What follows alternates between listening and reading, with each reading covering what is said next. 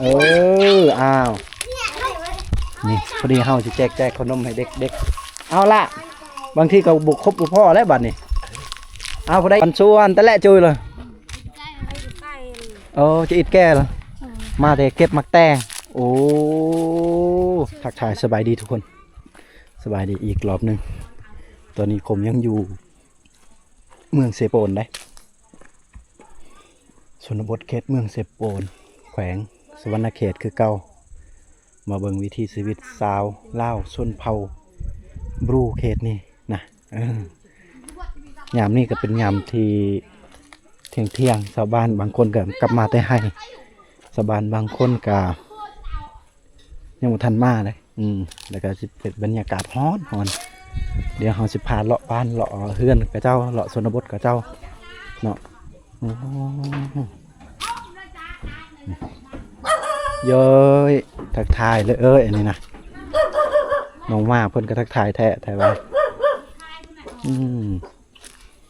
มันเลาะมาลินบ้านเพิ่นคือเก่าสบายดีมาแต่ให้บ่โอ้มาแต่ให้โจแต่ตะไชไรโอ้โหโอ้จะสบายดีเอ้านี่ไปเลยบรูแล้วตะเกินลาวเลยแล้วไอ้เปิดน่ะ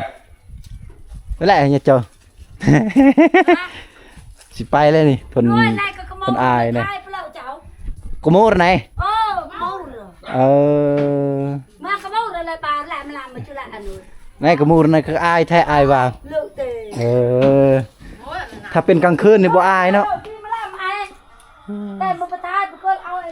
ถ้าเป็นกลางคืนนี่บ่อายเนาะล่ะเนาะ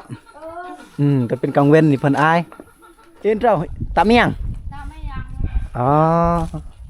ตะเมียงว่าสิเอายังนี่เอามักมีเพิ่นสิเฮ็ดเมียงแอมเอ้ยตะเมียงไงเพิ่นว่าถ้าอยากกินก็เอาไหมเอาตามสบายเลยแหละกินเลยแหละแม่นี่ปึ๊บได้แล้วเริ่มไปใช้ยาดอกมักมีไปใช้ยาดอกได้นายมักมีได้มักมีไปว่าได้นายโอ้มักมีในจมนายปนายโอ้ได้นายชื่อได้นายอันนี้กินเมียงแบบมักมีเพิ่นสิเอิ้นว่าจะได้นายถ้าว่าจะไม่ยังจะเมียงคือกันเนาะถ้าว่ามักมีก็ปนายว่านี่ฟืนเพิ่นเก็บพาที่ตกนี่คือเขตชนบทเมืองเซโปนเขตนี้เพิ่นจะเลี้ยงไก่เลยเก็บไว้นี่ตามคอกโอ้ก็มีเขาฟุยทางน้ำก็น่าจะบ่มีน้ำเนาะบ่เห็นบอลอันทีดูดน้ำมาที่ใส่เพื่อนล่างบักใหญ่แต่ว่าน่าจะหลายปีแล้วเพื่อนนี้โอ้ก็สุดยอดจะเมียงอิดเมียงอ๋อหมากมีกำลังสิเป็นหมากน้อยๆวันนี้กำลังความอยากกำลังแสบอยู่นี่โอ้ยเป็นตาแสบน้ำชาวบ้านข้าวน้ำทุกคนวิลเจ้าไหนวิลไหนฮะกวดวิลกวดประชาลาวเบิ่มว่าวิลเจ้าประชาลาวเขียนบ้านเจ้าบ้านกกมากประชาญาน่ะวิลกวดภาษาบ้านเพิ่นนี่เอิ้นว่าทาสิแปลวิลแปลว่าบ้านได้ทาสิเว้าตรงๆตามลาวก็คือบ้านกวดได้แต่ว่าก็เจ้าเขียนในปลายก็คือบ้านกกมากเอามื้อนี้เฮามาลิ้นในบ้านกกมากโอ้วิลกวดในบ้านกกมากนี่ก็ยังบ่ได้มีไฟฟ้ากับไฟฟ้าคือกันเป็นชุ่ม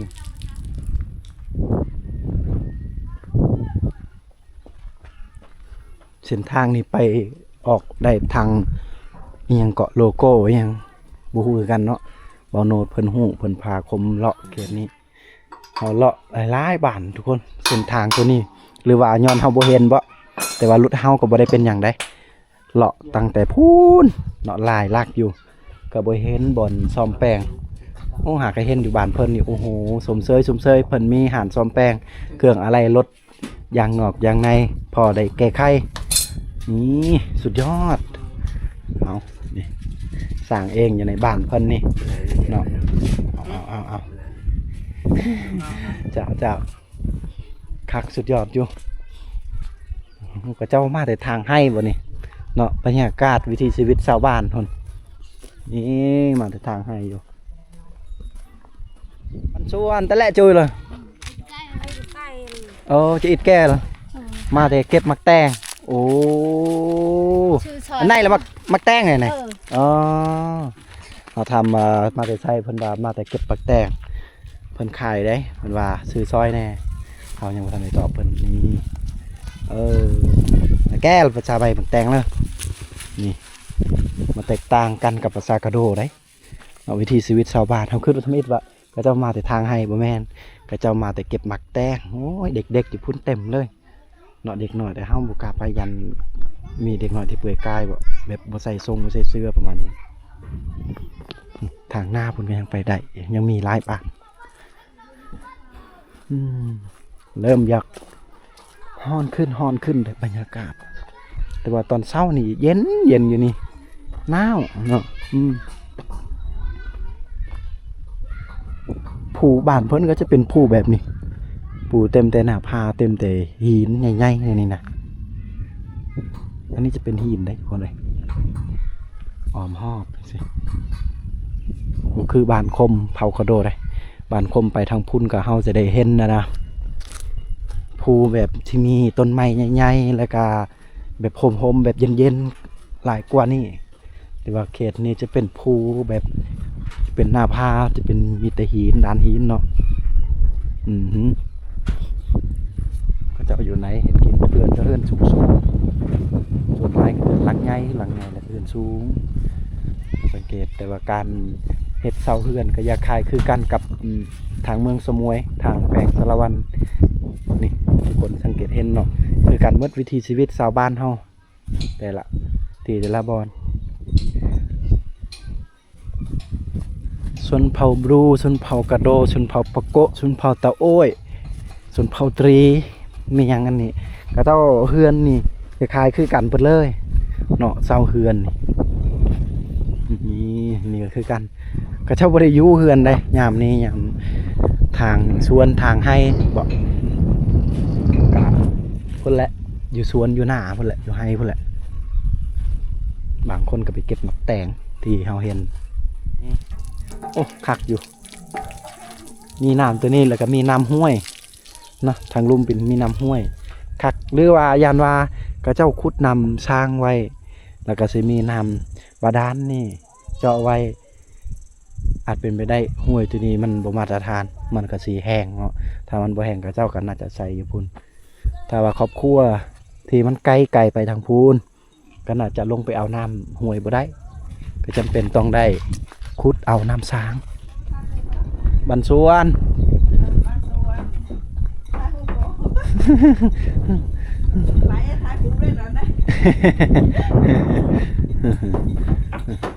เจ้าตาบิจูติตาสไลนี่มันว่ามาแต่ทางให้จูติตาก็มาแต่ทางให้ทางสวนนั่นแหละโอ้เยอะจะโดยเบื้องเท้าจ้าจากล้อโอ้แยมเอ้ยแวกล้อเนาะเขาว่าน้ำเพิ่นว่ากินข้าวเป็นที่เรียบร้อยว่าเพิ่นว่ากินแล้วได้อย่างละของกินคือห้อยคนใดเนาะนี่ลูกเพิ่นก้อนไม้ไหน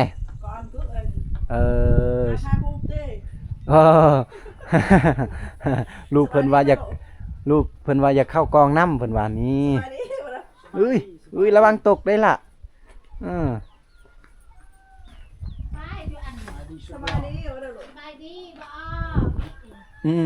หล่อเนาะ โอ้อันเฮ็ดแห้วมันว่าเท่าประชาญาดเอาไหนอันตัดสุดรอด ตาฉลอง แต่ฉลองโอ้อันเฮ็ดแห้วหรือเฮ็ดของคอสัตว์อหย่างทุกคนโอ้นี่คือวิถีชีวิตชาวบ้านเฮาเย้ยเฮ็ดไล่อันอยู่บ่ได้อยู่บ่หอดลอยเนาะบ่ฮอดเนาะเออเออ เอากำลังแถผมอีหยังก็แม่เฒ่า มือเท้า โอ้แถผมโอ้คือว่าผู้ชายบ่แม่นเนาะ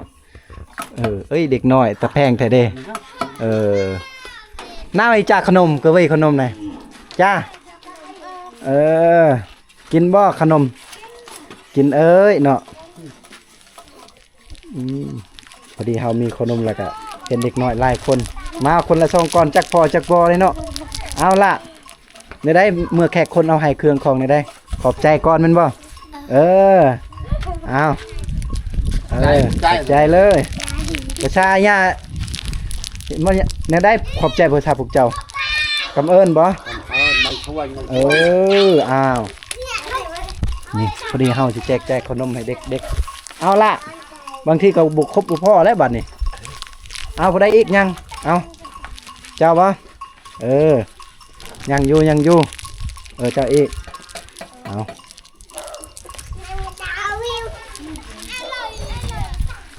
เปิดไปแล้วตาลไทรกิดปลาเอานั่งอุ้ยเสร็จบัดนี้ เอาจ้าล่ะเอาลูกแต่แพงเนาะเด็กน้อยเขตชนบทนี่ผู้ใดยังบ่ทันใดเจ้าบ่ลูกเอานี่โธ่แต่แพงแท้นี่บ่ได้แน่ยังบ่ทันใดขนมโอ้ก็สิเบิดแหละเอาจ้ะเบิ้นขนมนั่งเอาจากขนมได้เลยขนมนั่งขนมปังบนแม่นได้นายขนมปังเอาเบิดหรือบ่ไอเบิดแล้วพอได้แน่บ่ทันได้เจ้าได้หรือบ่ลูกเอาใจเจ้าอีกเสร็จบัดนี้เจ้ายังแต่ก้อนเดียวเบิดแล้วได้นี่ภาษาพวกเจ้าเบิดแน่ได้ภาษาพวกเจ้าเอิ้นเบิดแงะเอาเล่นบัดนี่เล่นต่ออันนี้คือความสุขของเด็กๆเขตชนบทเนาะเพราะว่าเขตนี้บ่ได้มีสัญญาณเนาะบ่ได้มีอินเทอร์เน็ตใช้ถ้าว่าตอนแรงพุ่นแหละจึงได้เบิ่งซีดีเบิ่งซองเนาะหรือว่าได้เบิ่งโทรทัศน์ก็ต้องตอนแรงพุ่นแหละเบิ่งโทรทัศน์ได้มันต้องมีไฟฟ้าได้บ้านเพิ่นบ่ได้มีไฟฟ้าก็ต้องได้ใช้หม้อไฟใส่หม้อไฟมันก็ต้องได้ใช้แผ่นแสงโซลาร์เซลล์อันนี้แหละนะจึงได้แต่ว่าตอนนี้บ่มีไฟแสงโซลาร์เซลล์ก็แน่นี่ได้บาทนี่เอาเฮ็ดได้ละป้าเสือกเจ้าคือเหย้าแท้นี่ความสุขของเด็กๆเอ้ยกักเลยเอ้ยในไอ้เนาะเห็นเด็กๆกี่ทอดลูกกี่ทอดร้านอยู่บ้านเอาเด้เอ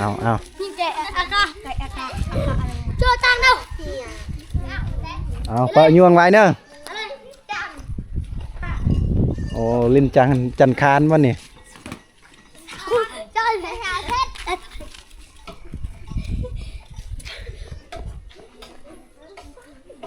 จะสบายดีบันสวน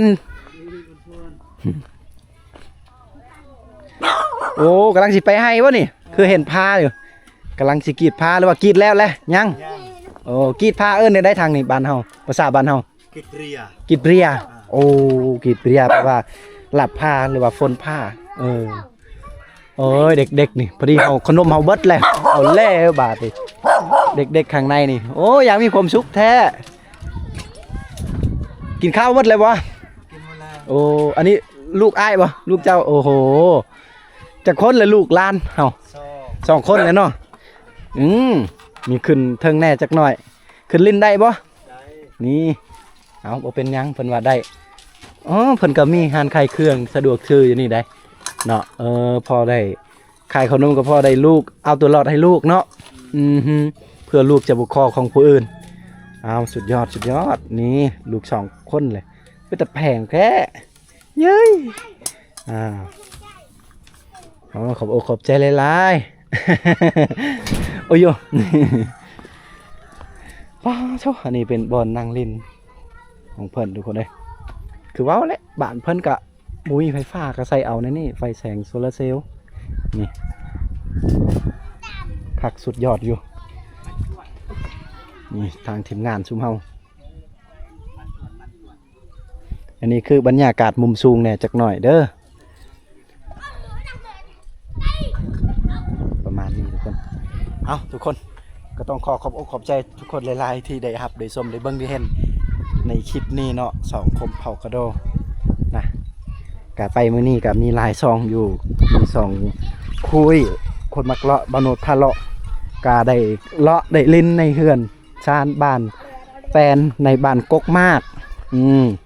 แต่บ่ฮู้ว่าในข้างหน้าสิมีบ้านที่กกบ่มีมากบ่อันนี้เว้าตลกทุกคน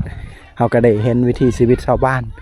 อาชีพเฮ็ดไร่เนาะเฮ็ดสวนแหน่แล้วก็อ้อมรอบในหมู่บ้านแห่งนี้ก็จะมีแต่หน้าผาเนาะนี่มีแต่ภูแบบหินจังซี่มันก็แตกต่างกับคมเผากระโดแล้วก็สิ่งที่คมประทับใจในหมู่บ้านเพิ่นก็คือเห็นเด็กน้อยอย่างมีความสุขกับเจ้าลิ้นแล้วก็ทุกคนกับเจ้าบ่ได้ขี้คุยได้นี่คือคมประทับใจที่สุดนะก็เจ้าแบบเป็นกันเองเลยคมหากมาครั้งแรกกับเจ้าบ่เคยเฮ็ดคมจักเทื่อแต่ว่ากับเจ้าติแต่เฮาบ่ลมนะถ้าเฮาลมกับเจ้าก็สิลมสิปากเว้านำเฮาก็เจ้าคือว่าตอนรับแขกคนเป็นอย่างดีบางหมู่บ้านเฮาไปเขตชนบทเมืองสะมวยแล้วก็เมืองเถาโอยบางคนก็บ่อยากลมบ่อยากเว้าเนาะอันนี้ก็บ่เว้าบ้านใดบ้านหนึงก็บ่เว้าเนาะมีแต่ยกซื่อๆนะแต่ว่าเขตนี้นี่โอ้ยจึงแม่นคักแต่สะออนเอาทุกคนขอบใจทุกคนหลายๆที่ได้รับได้ชมได้เบิ่งได้เห็นในคลิปนี่หรือว่าคลิปนี้เนาะทุกคนอยู่ดีมีแห้งเนาะให้ทุกคนร่ำรวยและพบคลิปต่อไปวิดีโอถัดไปว่าเฮาสิไปบ้านใดอีกทุกคนเอาขอสุขดีทุกคนกราบว่าสบายดี